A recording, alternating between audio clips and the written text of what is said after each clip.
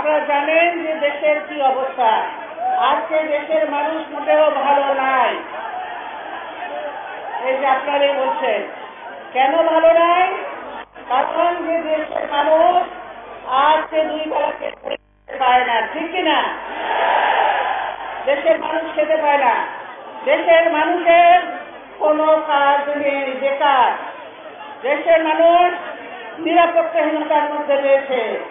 প্রতিনিয়ত মানুষ খুন হচ্ছে, গুম হচ্ছে, মহিলারা ধর্ষিত হচ্ছে, এমনকি জিনিসপত্রের দাম বেশি, মানুষ খেতে রাতে শিশু সন্তান শুদ্ধ আত্মহত্যা করছে, ডাস্টবিনের খাবার খাচ্ছে।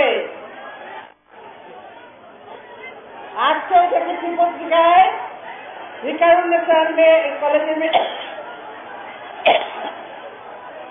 মেয়ে একজন আত্মহত্যা করেছে।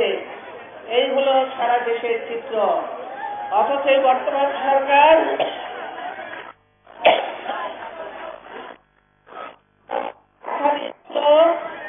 তারা ক্ষমতায় আসবে 10 টাকা কেজি চাল দেবে। আজকে